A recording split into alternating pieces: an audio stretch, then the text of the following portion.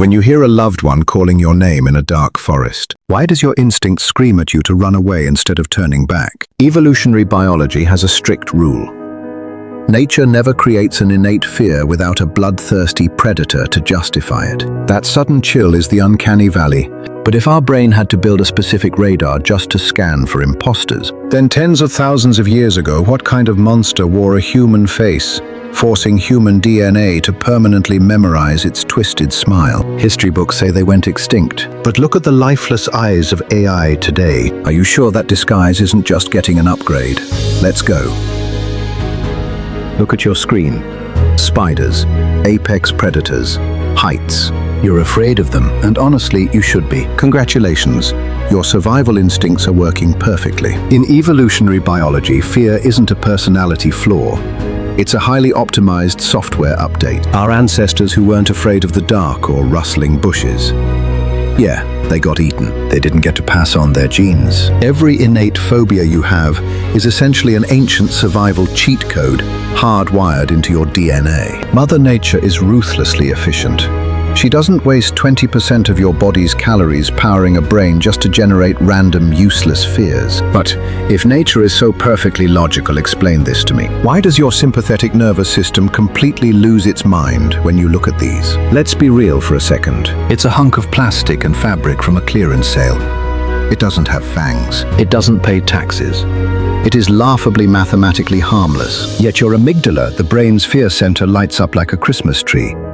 Your heart rate spikes, your pupils dilate. You feel a cold, visceral dread in the pit of your stomach. You might tell yourself, oh, it's just because it looks creepy. But think about how absurd that is. You look at a weirdly shaped rock, you don't panic. You look at a blobfish, arguably the ugliest thing on Earth, and you just think it's funny. You only panic when you look at something that is trying its absolute hardest to look exactly like a human, but fails, just by a fraction of an inch. Science calls this the Uncanny Valley. And the truth behind it isn't just quirky psychology. It's a genetic scar. So here is the million-dollar question we are unpacking today. If the fear of snakes comes from deadly snakes, what kind of monster existed tens of thousands of years ago wearing a human face hunting us so relentlessly that the human brain had to permanently code an alarm system just to recognize its twisted smile? To understand this glitch in our matrix, we have to look at how nature actually plays the game of survival. Spoiler alert. Nature is basically a giant lethal game of Among Us, and the imposter usually wins. In the animal kingdom, the most brutal hunting strategy isn't speed or muscle, it's mimicry, the art of biological deception. Look at the murmurarachne, a jumping spider that evolved to look and walk exactly like an ant, just so it can casually stroll into an ant colony and eat them one by one. Or the alligator snapping turtle, which literally has a tongue shaped like a wiggling worm to bait fish straight into its jaws. Predators always evolve to mimic the exact thing their prey trusts the most. Now apply that ruthless logic to us. Homo sapiens, the apex predators with spears and fire. What is the only thing an ancient human would drop their guard for? What is the one silhouette that screams safety in the pitch-black wilderness? Another human, a member of the tribe.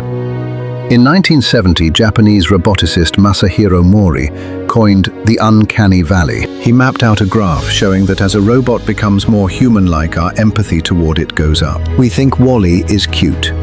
We like C-3PO, but the second that robot hits about 85 to 95% human likeness, our empathy drops off a cliff into a valley of absolute revulsion. Neurologists found that when you look at something uncanny, your brain's fusiform face area, the part responsible for recognizing your friends and family, starts conflicting with your amygdala. Your brain is basically throwing a massive error code. Error 404. Human visually detected, but biological signatures do not match. Threat imminent. Evacuate immediately. Some scientists argue it's just pathogen avoidance. We are wired to avoid sick or dead bodies, hence the fear of pale, stiff things. But let's be brutally honest.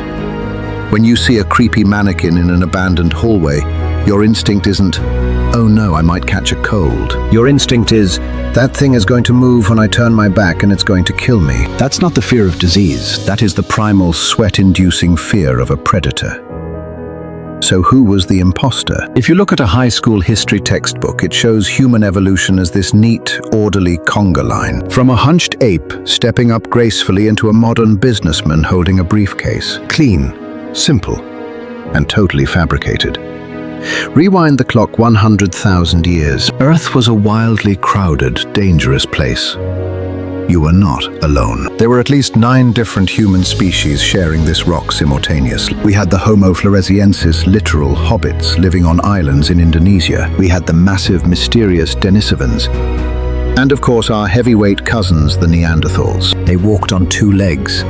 They crafted weapons. From a distance in the fog of an Ice Age morning, they looked just like you. But when they stepped into the glow of your campfire, the illusion shattered. Their brow ridges were too heavy. Their skulls sloped backward. Their vocal cords couldn't produce the complex vowels of your language. Their calls were guttural, alien, wrong. We Homo sapiens did not hold hands and sing Kumbaya with them. We waged a global, multi-millennial turf war. We competed for food, we slaughtered their tribes, and archaeological evidence strongly suggests we ate them. The Uncanny Valley might literally be the psychological PTSD of those ancient hominid wars. It's your ancestors' DNA screaming, "That thing walking towards us looks like us, but it's not our tribe. Grab a spear."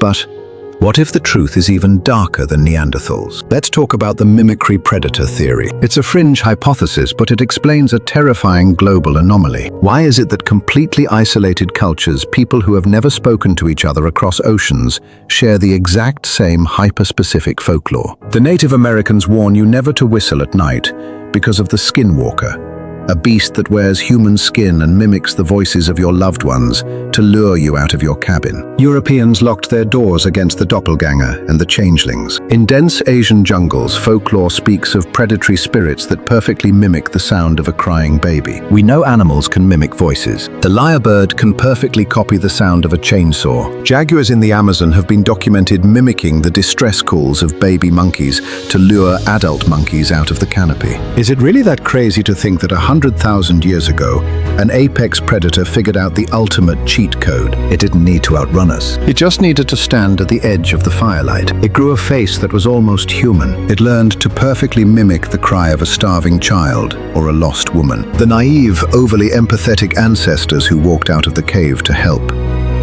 They got ripped to shreds. They didn't get to pass on their genes. The only humans who survived to give birth to you were the ones who looked at that slightly off, stiff, uncanny face in the dark, felt a wave of absolute biological terror, and ran the other way. Fast forward to today.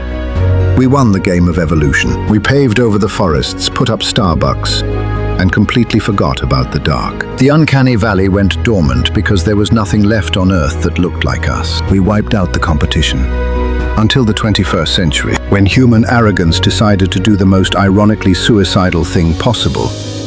We started building them again. Tech billionaires and software engineers think they are building the future, but from an evolutionary standpoint, they are using silicon and machine learning to resurrect the ghosts of the Pleistocene. Scroll through TikTok or Instagram right now.